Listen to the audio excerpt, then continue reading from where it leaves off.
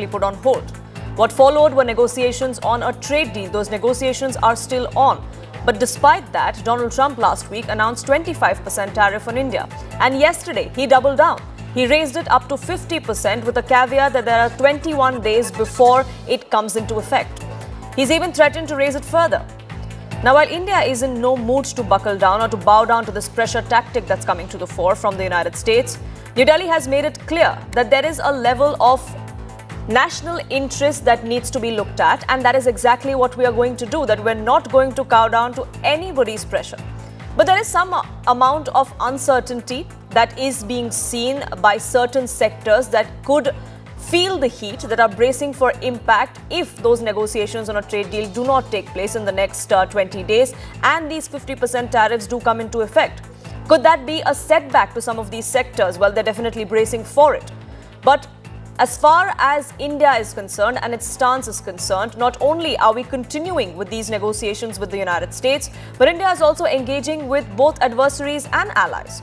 From Moscow to Beijing, New Delhi has signaled that we won't be boxed in by what Donald Trump is trying to do, that there is a pressure play that we are seeing from Washington, but that's not something that is going to push us down to toe the line that the US president wants us to.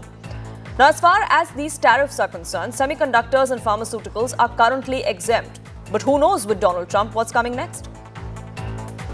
Indian officials have said that there are other countries that are buying Russian oil. It's okay. Like China, for instance, It's buys okay. more. Yeah. Why are you singling India out for these additional sanctions? It's only been 8 hours, so let's see what happens over the next. Sanctions. You're going to see a lot more. So this is a taste of You're what's going to to see a come. lot more. You're going to see so much secondary sanctions. In other words, we'll be putting a tariff on of approximately 100% on chips and semiconductors.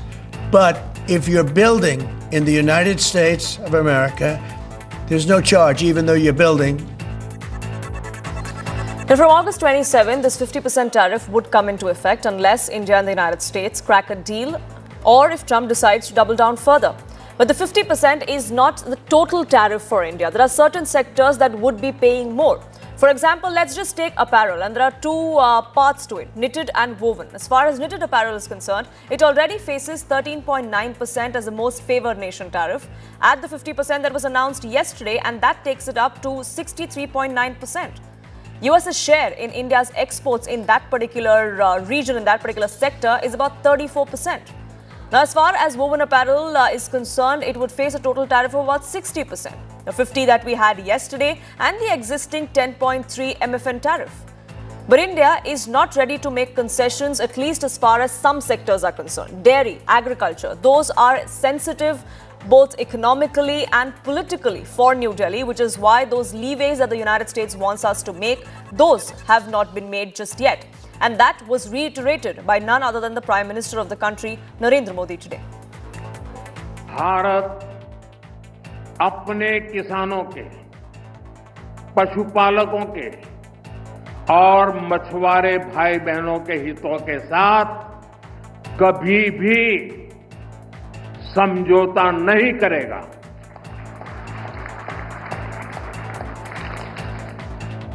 और मैं जानता हूं, व्यक्तिगत रूप से मुझे बहुत बड़ी कीमत चुकानी पड़ेगी, लेकिन मैं इसके लिए तैयार हूं।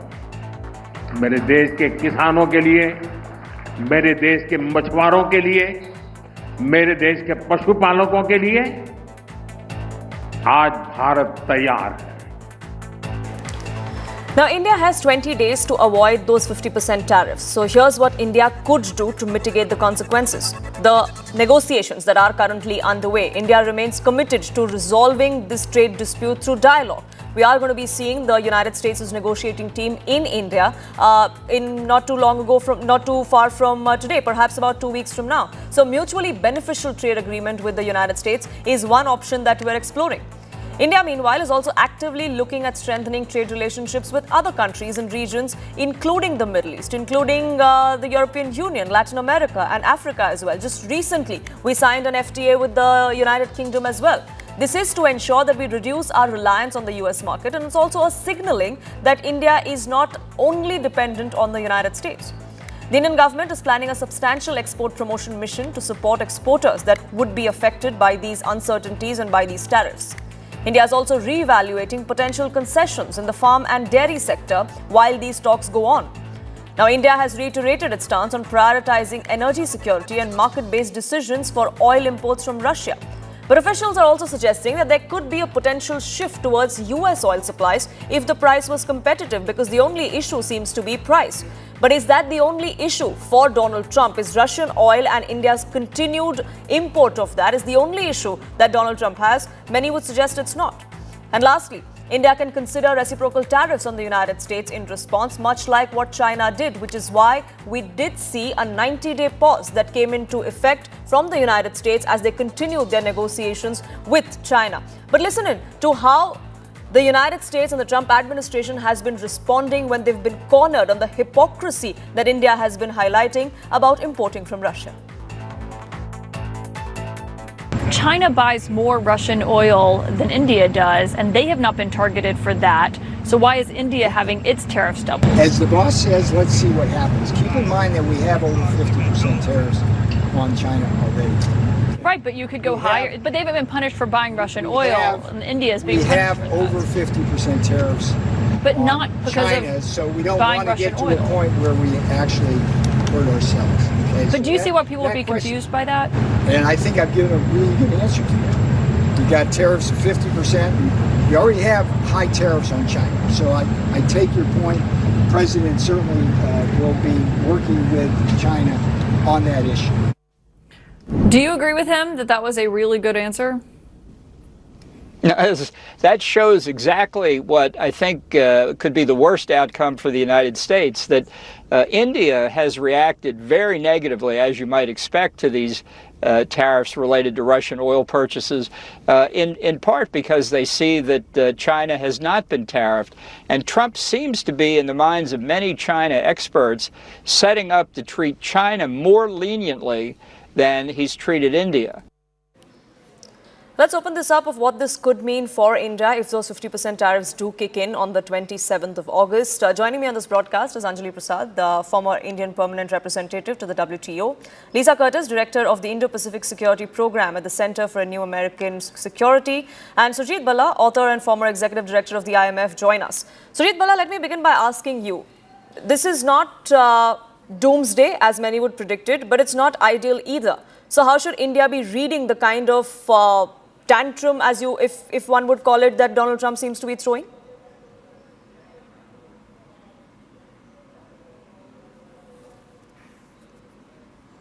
Sujit Balla? Oh, okay, sorry. I didn't know who the question was addressed to. Go ahead, Mr. So, Balla. can you just ask the question again and I'll respond? Yeah. How should India look at this? I mean, India so far has stood its ground, but this doesn't seem to be just about buying Russian oil. There seems to be a lot more at play of why Donald Trump has decided to go the way he has. Yeah. Look, the way I look at this entire episode or series of episodes for the last 5 months or so, while we've been negotiating a trade deal, is like a chess game. And as you know, India has done very well in chess. We have the world champion, male world champion, and the female world champion. Yes. So this is, I will wait till 27th of August when there is an Indian delegation going to the US to hammer out the final stages of this deal. Prior to that, it's optics and it's a chess game. I really don't think, if you want the conclusion, I don't think we will end up at the present position at all. So, but we should look at this as literally gameplay by very, very senior officials and leaders around the world. And it's the way we know how Trump negotiates. And and that has been well talked about by everybody, that he is a real negotiator, player of games. We'll see. And, as in the earlier part of the show, we've seen how the deal or non-deal with China has fluctuated many times. And we still don't know the final outcome of that negotiation. So I think, he said clearly Trump has set his cards on the table, and we are beginning to set our cards on the table, and let's see how it all works out. Prasad, then, is this just an arm twisting tactic from the United States that his, perhaps frustration with a lot of other things, including with Vladimir Putin for not being able to end the ceasefire, not being able to end the Ukraine war as he promised he would, maybe that seems to be spilling on to India. Is that what you think is happening? Thank you for having me on your show. Well, I tend to agree with the fact that this is a game of brinkmanship that is going on. And we need to wait and watch, because it will be who blinks first. We may do whatever it takes. We may compromise as much as possible. But my reading is that the goalpost will shift again. And it's not going to stop at this. My personal understanding of this whole situation is that behind this Russian oil business and blood on your hands and things like that is from President Trump's Make America Great Again program, where he is wanting to go back to the kind of actions that were taken around the Second World War and the Great Depression, when behind high tariff walls, American industry grew and became strong. So it was a kind of an infant industry argument that somebody has put in his mind, that if America raises its tariffs, then local industry will be strengthened and the domestic market will start to thrive. But my point here would be that he has imposed tariffs across the world on a number of countries, and this could adversely affect the US market itself. And to what extent the internal dynamics of the US market will accept this sort of action, we have to watch. So there is still time, and I don't think we should compromise in a hurry. We should still wait and watch. We need to watch what actions others are taking and how they are responding to this situation. We need to talk to our interlocutors, which we are doing, I believe. And we need to then take a concerted position. And those negotiations are underway. India has drawn the red line as far as at least those two sectors are concerned. But even when we had the UK FTA, many said that certain concessions were eventually made to get that deal done. So there may be some elbow room in this deal as well. But Lisa Curtis, I want to ask you this. Speaking of how life could change for the average American, Donald Trump believes that it would be for the better. But could it be for the worse? Because certain items will definitely get more expensive. Also, it's not just India that he's targeting. He's targeting a lot of other Southeast Asian countries, and that's going to completely disrupt supply chains. It already has begun to do so. I think there's a lot of concern in the United States about what these massive tariffs are going to do to prices within the United States. We're seeing that concern grow. There's a lot of talks of recession starting within, a year to 18 months from now because of the tariffs. So yes, there's a lot of concern about what's going to happen to the U.S. economy.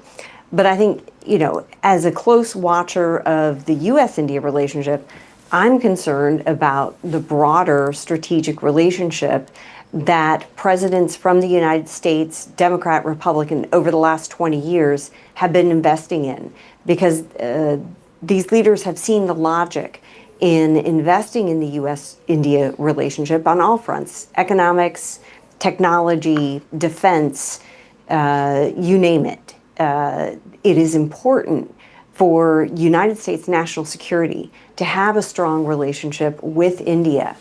And the concern I have is that President Trump is narrowly focusing on India through the tariff lens. And I think this puts at risk the larger relationship. I agree with Surjit Bala that this is, gamesmanship and trying to play hardball for the trade negotiations. And that's all well and good. But I think the level of criticism, the intensity of the criticism, calling India's economy weak, and the persistence of the pressure that Trump is putting, and this is all in the context of the U.S.-India tensions over the aftermath of the India-Pakistan conflict and the contradictions between President Trump's position that the Trump administration had brought about the ceasefire between India and Pakistan. India has, on several occasions, directly contradicted that. So this is all happening in a broader context, which is not good for the overall relationship. And we see this, slow decline in U.S.-India trust and confidence.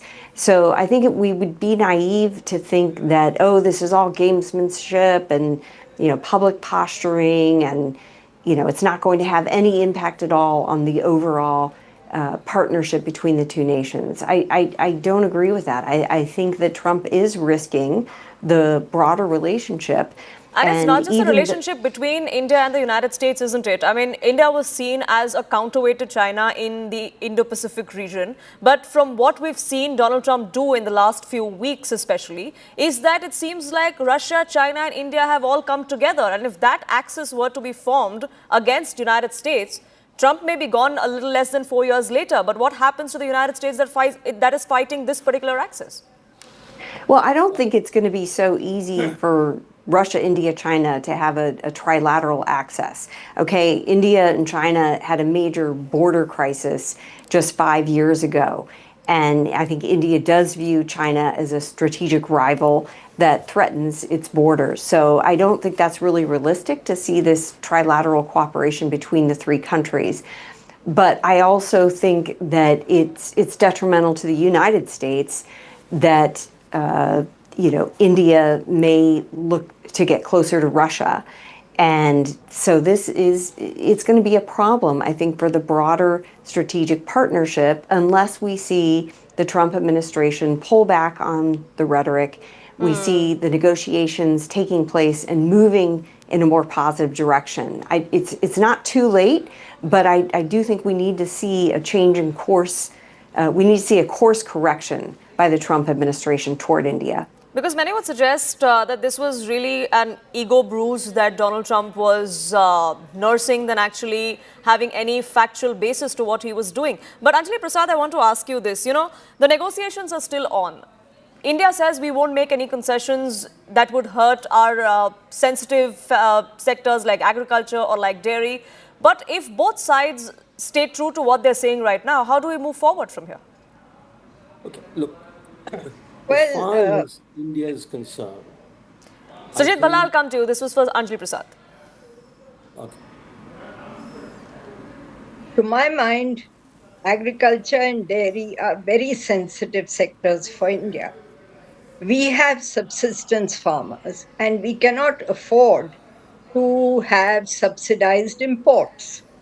Look at the per farmer subsidy that the US gives and look at the per farmer subsidy that India gives. We give $48 per farmer, roughly, according to an estimate, while the US gives $7,000 US per farmer.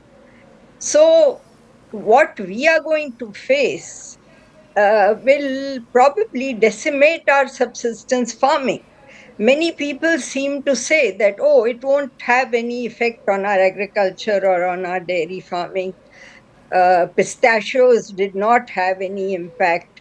But where is there a study to say that it did not have an impact? So these are things that we on agriculture, on dairy, on apples, on areca nuts, on everything. There have been detailed analyses done before we went in for even the multilateral negotiations. Now, this is a bilateral deal that we are looking at. And basically, the US does want our market. And that is why they are raising all these issues. They are raising the issue of Russian oil imports and things like this. They are interested in us lowering our tariffs to get our huge market as a bulwark for the US economy. And this is the point. We always, in a negotiation, we always have red lines and then we have backup positions. So I am sure the government would have some backup positions in some other sectors, if not dairying and agriculture. So there has to be a meeting ground for the deal to come through. But if not, and the way, the manner in which President Trump has raised tariffs while the discussions were on, my personal opinion is that we should walk away from this deal at this juncture. We are not going to succeed by making any compromise. The goalpost will only be pushed further. Well, so far India has maintained that we want to keep those negotiations on, at least until talks come to such a pass that there is no more concession to be made, and we leave it there. But Surjit Bhalla, could this also be a golden opportunity for India to perhaps get in more reforms that we haven't for a few decades, or for India, to try and put our foot down like China did and threaten reciprocal tariffs? Is that something that perhaps would ensure that Trump and his administration back down from the path that they are on right now? Look, I've constantly been saying for the last 6 months and even much prior to that, that the way to look at the negotiations on a trade deal with the US is how best it serves our interests. So whether Trump is bringing it, or the EU is bringing it, or Japan is bringing it, or the UK is bringing it, our concern should be what is in our best interest, regardless from the source. Now, on agriculture, not done any reforms in agriculture for the last 35 years. Matter of fact, we've gotten worse and worse.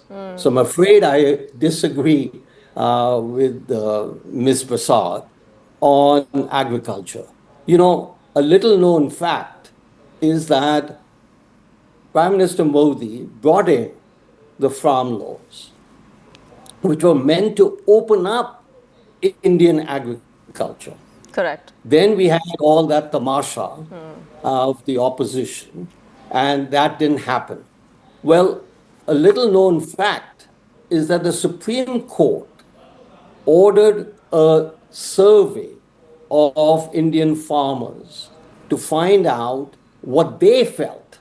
After all, we want to act in the interest of the farmer. Absolutely. And 87% of the farmers felt that they believed in the farm laws, in opening up the farm market. So I think, we can't be a prisoner to a certain very small set of farmers in Haryana and Punjab, which we are. So I don't know how they are serving India's interests. Well, so the opportunity with Trump in emphasizing agriculture and dairy, we are now an important rice exporter. So to think that we will be in subsistence agriculture, it's already been 75 years. And to think that for another 75 years, all India can do is subsistence agriculture, I think is a little bit beyond my belief. We have a lot of potential in agriculture, in industry, in manufacturing. The Trump has given us an opportunity to do the reforms that we haven't done for the last 30 years. In manufacturing, for example, in agriculture, for example, in dairy. So, in GMOs, there is cotton, genetically modified cotton, yes. crops, which are illegal, but all the states look aside, and that is still at the forefront of cotton growing in India. So let's make it legal.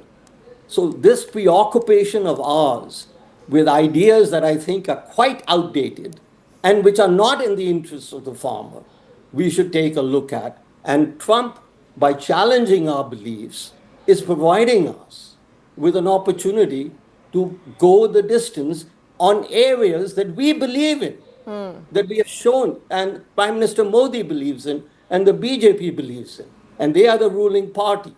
Yes. So I think I have a very open mind that I think things might improve substantially between now and 27th of August after the game playing is over. And I do think that the trade deal can offer everything that is in India's interest, which is opening up our economy.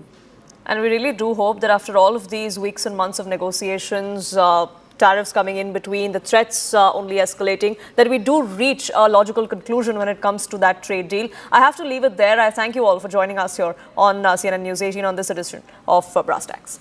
But speaking of Donald Trump and speaking of what he's doing with not just India, but pretty much every other country in the world, this aggressive posturing on trade seems to have united some adversaries, some allies. India, Russia, China.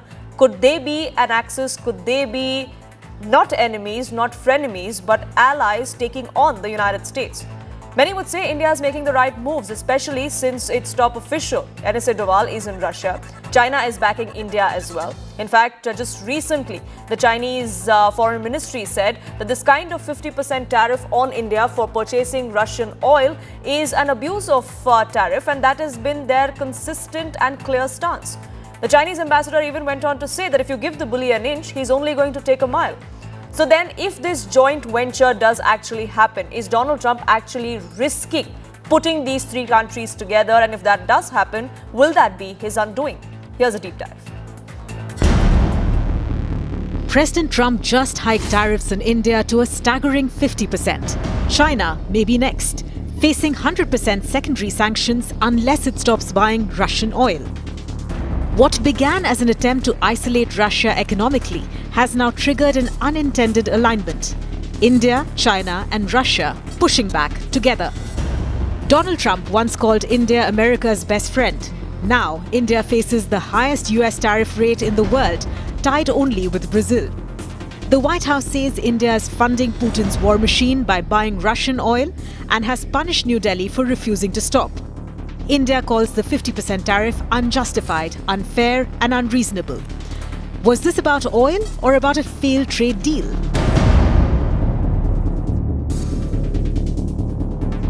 India and the US had been negotiating for over a year. New Delhi offered to open up defense and energy markets, even cut car duties, but refused to drop protections for its politically sensitive farm and dairy sectors. Trump wanted everything. When India didn't budge, the oil issue was elevated. Trump lashed out, calling India a dead economy and slapping the tariff hammer down. India's message was firm. It said it started buying Russian oil only after traditional supplies were diverted to Europe. It reminded the US and the world that Europe itself imported $78 billion worth of goods from Russia in 2024, including fossil fuels. And the US is still trading in uranium and industrial chemicals with Moscow. India refused to be singled out. It reiterated its strategic autonomy and said it will not compromise national energy security.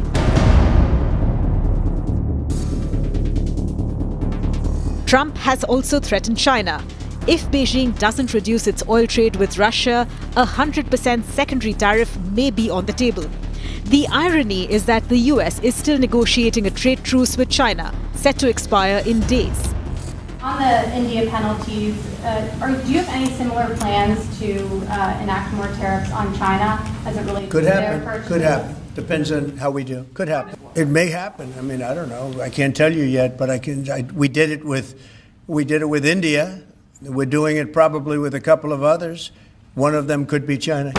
Treasury Secretary Scott Bessent warned Beijing sanctions are coming.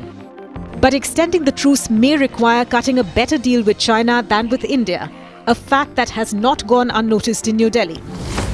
Trump's tariffs may have done something no summit ever could, bringing India, China and Russia closer. Coordination is growing. At G20 and BRICS forums, the three countries have pushed back together, demanding the right to pursue independent energy ties with Moscow. The long-dormant Russia-India-China axis is stirring again, and Russia is pitching itself as an alternative to the West. China is smiling and India, for now, isn't walking away.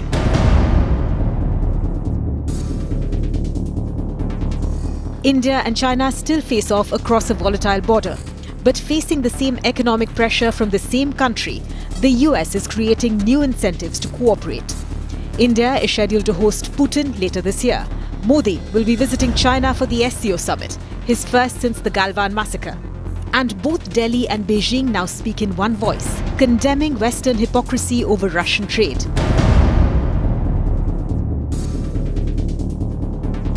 Trump says the tariffs are necessary to end Russia's war in Ukraine, but he's also threatening America's strategic partnerships in Asia. India was central to the US Indo-Pacific strategy, seen as a democratic counterweight to China. Now it's being penalized like a rival. And while India fends off tariffs, Pakistan, America's old ally, gets lower duties and new mineral exploration deals. Washington's goal was to isolate Moscow, but is instead isolating New Delhi.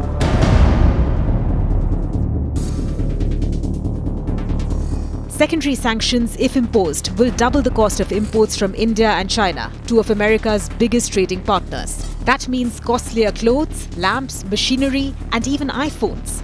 And while the US demands a Russian oil boycott, it continues to import select goods from Moscow. India's Foreign Minister S. Jaishankar summed it up by saying, and I quote, "We won't decide our energy policy based on pressure or posturing."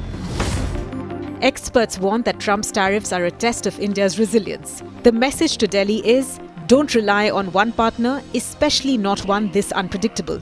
India is now accelerating defense diversification, seeking deals with France, Japan, Israel and South Korea. The government wants to produce 80% of key military systems domestically by 2026. India is also rethinking the Apple-led export boom, especially as electronics remain exempt for now.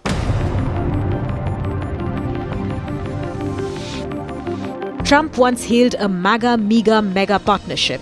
Now, India finds itself in a small club of countries facing 50% tariffs. Experts call it the lowest point in US-India ties in 2 decades. But Delhi isn't retaliating. Not yet. We have some breaking news now coming in on the Citizen of the Brass Stacks that there is a second attack on comedian Kapil Sharma's cafe in Canada. 6 rounds were fired at Cap's Cafe is what we're given to understand. This is, remember, the second such attack in less than 1 month. Siddhant, my colleague, in fact, joins us to get us more details on this. Siddhant, what can you share with us? Anyone who's claimed responsibility for it? Well, Poonam, just a short while back, this incident took place in Surrey, British Columbia. In fact, Kapil Sharma owns a cafe on 85 Avenue and Scott Road. And in the morning, 6 bullets were fired at the entry of Kapil Sharma's cafe. In fact, CNN News 18 has also managed to speak to the locals living in Surrey on Scott Road. Perhaps they have also confirmed this particular attack could be linked to the extortion gangs working in Surrey, British Columbia. And in fact, Poonam, just within a month, this is the second time Kapil Sharma's cafe has been attacked. In fact, last week, the cafe authorities invited Surrey police for a get-together, perhaps to develop a goodwill with the local police. And in fact, they posted a video of that get-together on their Instagram page. Now again, the cafe has been attacked. Now locals are saying that this could be one of the extortion gangs which have been targeting South Asian community in Surrey, British Columbia. Last time around, when his cafe was attacked, that investigation has still not been concluded by the Surrey police. No arrests have been made. No action. No perpetrator has been arrested. This time around, perhaps it looks like police has taken this particular incident seriously. In fact, the local Surrey police and RCMP both are involved in this investigation, but they have still not come up with the details of the latest shooting. The police has sanitized the entire crime scene, and the forensic and other teams are right now on the spot. Right, do stay on with us, Siddhant. In fact, you did speak with a Canadian journalist who lives, I believe, close by to where this attack has happened. Let's listen into that conversation. Umain sir, thank you so much for finding out time to speak to CNN News 18. We just heard that Kapil Sharma's cafe has again been attacked, and 6 rounds of bullets have been fired on the cafe in the early morning times. Talk to us a little bit about that, the details that you have regarding that incident. This is the second time the shooting has taken place at Cap's Cafe, which is Kapil Sharma's Cafe, which is on Scott Road and 83rd Avenue in Surrey, the city of Surrey and Delta, which is right on the border of Surrey and Delta cities. And it happened in the early hours of the morning, and Surrey Police Force said they are investigating right now. They don't have any press statements now, but they put yellow tapes around the cafe. Nobody is allowed to go in or go out. After the last shooting a couple of months ago, Siddhant, there was no progress in investigation. The police have not said whether they have any suspects or what happened. It's in a very open area. It's on Scott Road, also known as 120th Street, and it's a very high-profile area. There's traffic always moving back and forth. You can even say that this is a major thoroughfare for both these cities. So there is always cars going back and forth. But even then, despite all that, there was this shooting in the early hours this morning. But who do you think could be behind the attacks? Because we have been hearing reports about transnational gangs' active involvement, especially in Surrey, British Columbia. There have been many extortion calls also made to the people from the South Asian community. Even many singers, musicians were also targeted in the past. If you could elaborate a bit for us, like who could be possibly behind it? Are you aware of any extortion threat given to Kapil Sharma's cafe? Not on Kapil Sharma's cafe specifically, but in British Columbia and in Canada, recently there has been, it's public knowledge, police have spoken about it, politicians have spoken about it, businessmen have spoken about it, about how they have received threats from phone calls from people, gang members demanding money up to $2 million Canadian. Well, we'll keep a track of what's transpiring there and why Kapil Sharma is being targeted once again. But for now, shifting focus to the big political storm that's brewing here in India, and that's the fight between Rahul Gandhi and the poll panel. 4 days after the big atom bomb of an evidence allegation and 2 days after delaying what he had claimed would be a big press conference, today the leader of opposition in Lok Sabha, Rahul Gandhi, finally dropped that bomb today. I don't think many would consider it a bomb either, at least the BJP or the EC aren't. He claimed that the investigation that they have internally conducted found massive voter fraud in the Karnataka Assembly segment during 2024 Lok Sabha elections, accusing the Election Commission of colluding with the ruling BJP to steal the elections. He claims that the voter theft was carried out via the means of the same voter appearing multiple times in voter rolls and sometimes in multiple states. There were fake or invalid addresses. There were bulk voters at a single address, he claimed. These allegations, of course, have been completely rejected by the Election Commission and the BJP too, slamming the Congress and Team Rahul for making such unsubstantiated claims. Maharashtra mein more voters added in 5 months than 5 years. And Maharashtra mein we found at the state level that Lok Sabha और Vidhan Sabha के बीच में 1 crore new voters came into the game. When Congress party and its ally won majority of the seats in Lok Sabha, they were praising, they were happy, and then when they lost badly in Vidhan Sabha, then it has become problem for them. the claims made by Sri Rahul Gandhi and his team are completely bogus. They are targeting the Election Commission of India only to tarnish the image of the Election Commission of India.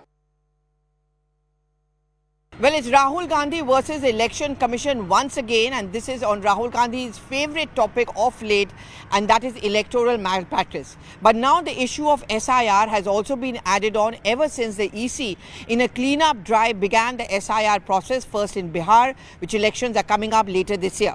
But if you step back in time, you'll remember that Rahul Gandhi has always been questioning the working of the EC, right after the electoral results of Maharashtra as well as Haryana.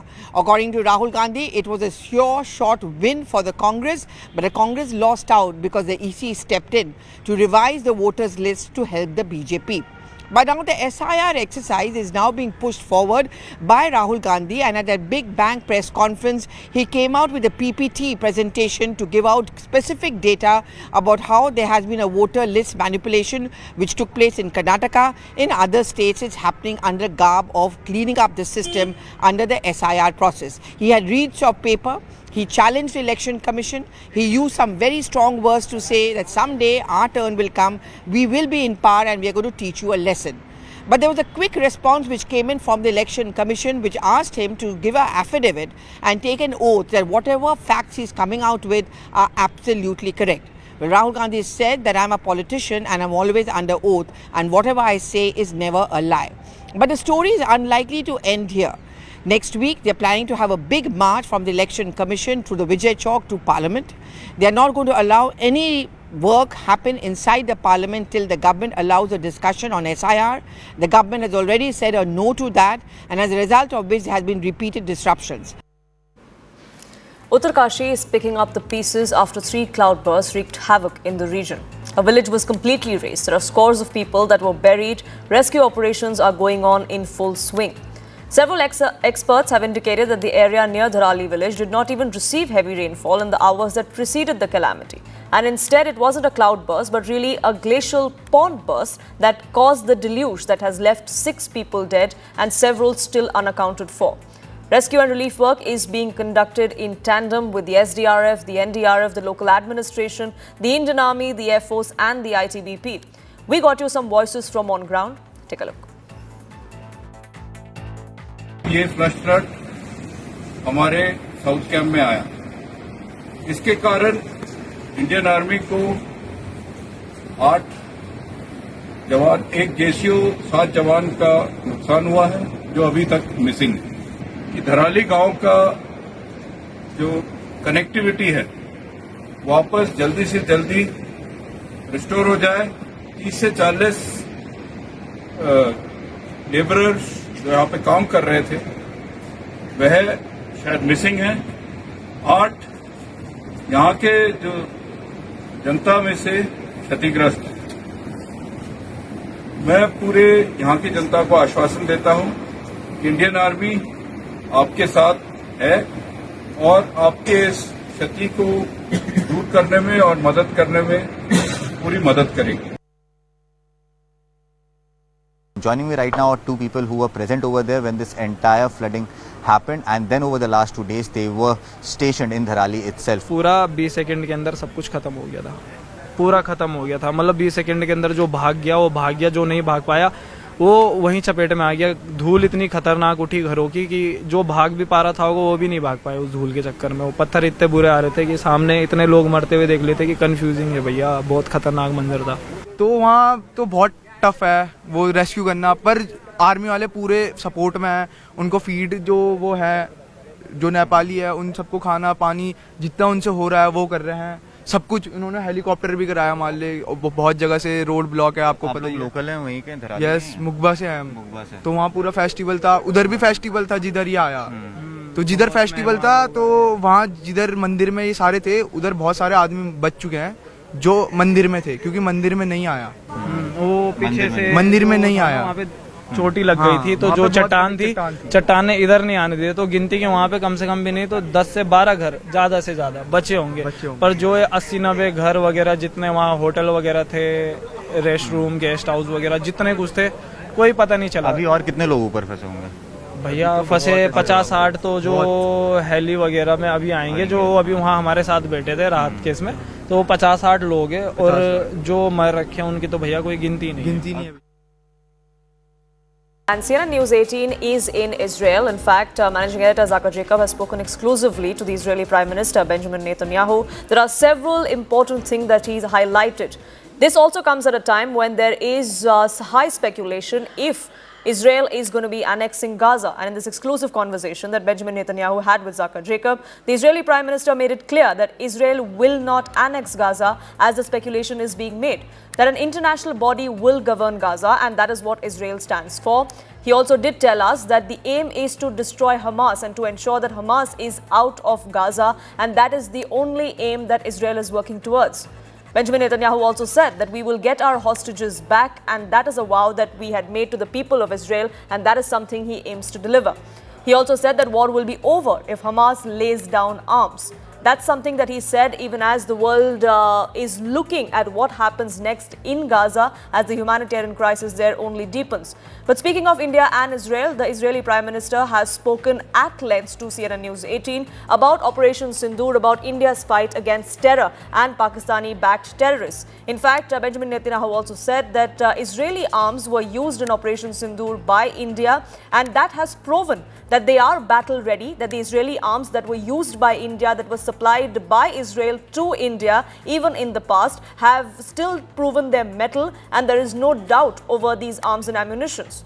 Now, this interview with Benjamin Netanyahu, this conversation with Benjamin Netanyahu also comes at a time when India is seeing 50% tariffs from the United States. That's also something that the Israeli Prime Minister spoke about. He went on to say that the United States understands that India is a solid partner. That is the sense that the world has been getting, irrespective of the tantrums and the threats that are coming to the fore from the US president. Benjamin Netanyahu also said that India stands out in Asia, and that's something that the United States is cognizant of, that India and the United States are two terrific friends, and that friendship will remain, so much so that both the countries will find a solution to this tariff threat, to this trade negotiation that has been going on between the two countries.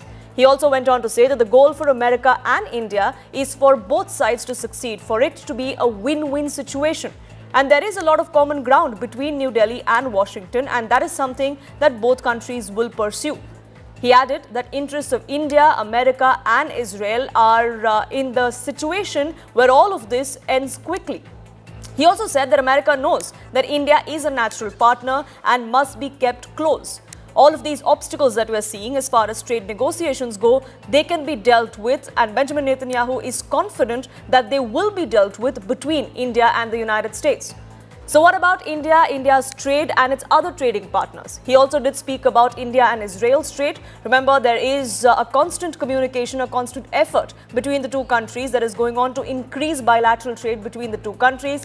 That's something that he highlighted. He also spoke about the economic corridor, the Europe-Middle East-India economic corridor that India has been spearheading. That's something that he hopes comes to fruition soon. He also said that lifting constraints on Indian workers is something that would be looked at in priority, and that direct flights between India and Israel is something that we're also looking at, specifically between Tel Aviv and Bengaluru.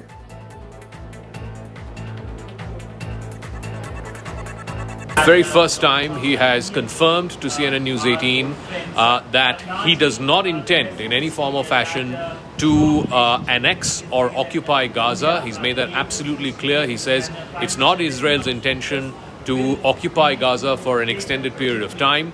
There is going to be a cabinet meeting where he expects his cabinet to approve what is an intensified military campaign that is going to be time-bound. That's the other thing that he has mentioned to us. That is going to be a time-bound military campaign which is going to be defined in the next, let's say, 2 or 3 months, where the objective is twofold. One, to destroy Hamas completely, militarily. Right now, Israel has control over about 75% of Gaza. They intend to make that 100% of Gaza by the end of this intensified military operation. But at the same time, for the very first time, the Prime Minister has made it absolutely clear that there is no question whatsoever, no intention whatsoever of the Israeli government to either occupy or annex Gaza for a significant period of time. So what then is the military objective? The objective is twofold. One, to destroy Hamas militarily, entirely, in its entirety, and two, to free the remaining hostages. Now, Israel believes that there are about 50 hostages who are unaccounted for. About 20 of them, Israel believes, are still alive. Now, whether or not they are, we don't know. Israel will have to go in with its military operation inside and then see what is there in Gaza, what remains in Gaza of the fate of the remaining hostages. But Israel believes there are at least about 20 of them who are currently still alive, and they are hoping that they can rescue as many of these hostages, the ones who are alive, back to Israel, rescue them alive. So that's the twofold objective of this mission in Gaza. He also spoke to us about what's going on in India and between India and the United States on this whole business of tariff wars. President Trump tariffing India at 50%, 25% on the reciprocal tariffs, and 25% on import of Russian oil, so making it the highest tariffed country in the world, along with Brazil, 50%.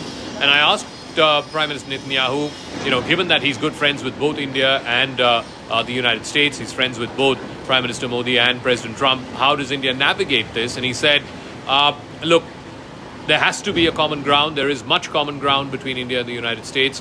When it comes to this issue of tariff, a win can be found. Is the word that he used. A win can be found for both sides. He said it is in India's interest and America's interest and also Israel's interest that this current sort of stalemate or this current tariff war that's been going on between India and America be resolved as quickly as possible. He also said, and this was his understanding, that in Washington right now there is a basic understanding that India is a natural partner, and he sees this ongoing sort of trade tension or this tariff war as a bit of a temporary phenomena. He said it's an obstacle, but not something that cannot be overcome. Also, he spoke about cooperation between India and Israel and its defense forces during Operation Sindoor. He said, I can comment on what is already publicly known, which is the Israeli weapons. I think he was referring to the drones. Certainly the Israeli Harrops were used in Operation Sindoor. And he said it was once again shown in Operation Sindoor how good these weapons platforms are. And he said the reason for that is because Israeli weapons are not just grown in a laboratory or developed in a laboratory. They are tested in the battlefield. They're battle ready, and that's why they worked well during Operation Sindoor. So it was an extensive conversation. He spoke to us for over an hour, and the big headline point is this. Contrary to media reports as recently as earlier this week, which seem to indicate that the Prime Minister wants to go in, he wants the Israeli troops to occupy and to annex Gaza and be there for a significant period of time. The Prime Minister has clarified on record that that is not the case. Israel has no intention of occupying Gaza for an extended period of time. There is going to be an intensified military operation to take control of the remaining 25% of Gaza, which is not in Israeli Defense Forces control, which is currently in Hamas's control, and thereby Israel is hoping they can get the remaining hostages back home to Israel alive. This is what the plan is. The cabinet will vote on this particular plan as early as tonight, is what we're given to understand. The Prime Minister is hopeful that his far-right coalition partners, represented by the National Security Minister's Party and the Finance Minister's Party, will back this move. Those parties, of course, want Israel to go in and occupy Gaza for a more extended period of time, if you will. But the Prime Minister has made it absolutely clear that he has no intentions whatsoever of any kind of, overextended stay in Gaza. He also said, in as many words, that once the cleanup operation is done, they intend to give Gaza and the control of Gaza, the governance of Gaza, to an international body which will not have any representatives, either from Hamas or from the Palestinian Authority. But Israel has no intentions whatsoever of occupying or governing Gaza. That is not the intention whatsoever. Israel will, though, have some kind of a security perimeter around Gaza, which means that anything or any person who goes into and out of Gaza will be controlled by Israel. But other than the security perimeter, which is going to be on Israeli territory, Israel has no intentions of occupying Gaza or annexing Gaza for an extended period of time. Reporting from Tel Aviv, this is Zachar Jacob for CNN News 18.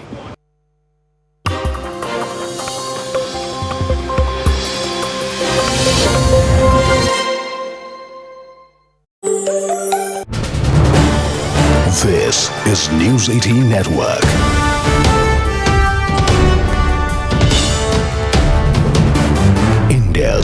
largest news network. The political temperature in India is rising sharply in the wake of US President Donald Trump's announcement of a steep 25% tariff hike on Indian imports. So this is the additional 25% that one's talking about. This brings the total punitive duty to a staggering 50%. This has now triggered a fierce backlash, not just diplomatically, but also politically here at home. The opposition, led by the Congress party, has launched a scathing attack on Prime Minister Narendra Modi. Leader of opposition in the Lok Sabha, Rahul Gandhi, called the tariff an economic blackmail, accusing the US of trying to bully India into an unfair trade deal. He also ended up warning the Prime Minister that Prime Minister Modi must not let his weakness override the interests of the Indian people. Congress leaders have also invoked the legacy of former Prime Minister Indira Gandhi, urging Prime Minister Modi to learn from her courage in standing up to the American pressure instead of defaming her. I see. Well, I mean, I don't think that's particularly good news for us, but, obviously if that takes our total tariffs to 50%, then that's going to make our goods unaffordable to a lot of people in America. And in particularly when you're looking at these percentages, you have to compare them with the tariffs being levied on some of our competitors. And I'm afraid if you look at people like Vietnam, Indonesia, Philippines, even Bangladesh and Pakistan have lower tariffs than us, then ultimately people will not be buying goods from us in America if they can buy them cheaper elsewhere. So that's not very good for our exports to America. This means we need to very seriously diversify to other countries and other markets which may be interested in what we have to offer. Bharatiya Janata party को ये बात 10 साल पहले सोचना था कि हमें अपने किसानों के हित के लिए, खेती-बाड़ी के लिए, दूध और दूध के बने हुए तमाम पदार्थों को लेकर के हमें हमेशा चिंतित रहना चाहिए और प्राथमिकता पर हमें अपने हर सेक्टर का ध्यान रखना है।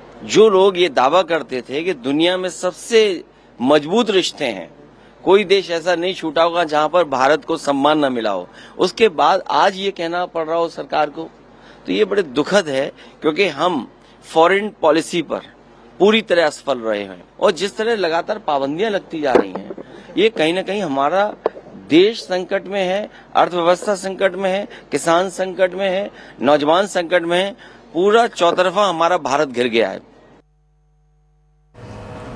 Let me take this across to my colleagues Arunima and Pallavi, who are now with us on the broadcast. Arunima, coming to you first, the exact demand of the opposition. Are they calling in for an all-party meeting? What is it that they are trying on doing when they are attacking the government and in turn the Prime Minister over what they are suggesting to be a failed foreign policy on part of Prime Minister Narendra Modi? Yes, Parliament is in session, so the opposition wants to utilize that platform to have a discussion on what is happening. There have been multiple, statements given as well. Hebe, then, for example, the Congress member of Parliament from Kerala, all the coastal areas are concerned because the shrimp industry, for example, is going to suffer the most. Ecuador, Guatemala, these are competitors, and if Indian shrimp industry has to face a 50% tariff, then their good becomes unaffordable for people in the United States. So that's a point that these MPs are raising. They're also saying that, for example, Jairam Ramesh, he spoke about hug diplomacy. Hug diplomacy is what he called it, saying everywhere you went, you said this person was your friend, you gave them a tight hug, but clearly that form of diplomacy is not working.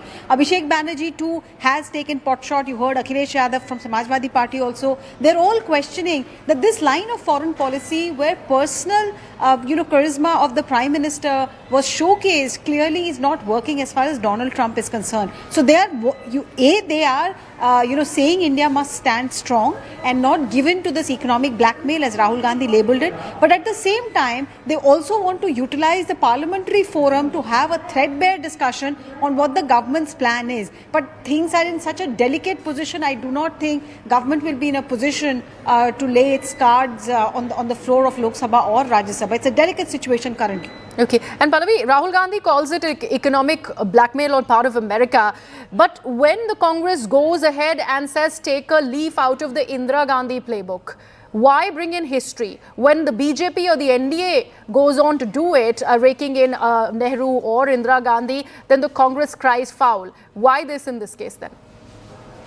Here we have to understand the politics behind it. You know, in 2014, when Narendra Modi became the Prime Minister, he became the PM on the plank of being a very strong leader, and Dr. Manmohan Singh and the Congress was projected as being a very weak government, which was subservient. In fact, I remember those potshots were often taken at Dr. Manmohan Singh for selling out the country because his heart was fixed on the Indo-US nuclear deal. Today, the Congress party feels that it's revenge time. So here they're trying to...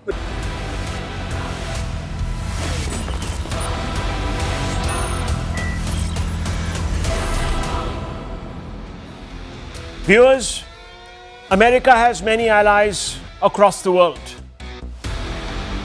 but only a few are countries that are democracies. Viewers, name me one leader belonging to a country allied with America that is standing up to Donald Trump. Viewers, not one. China is not a democracy. Russia is a proto-democracy. None of them call themselves allies of the United States.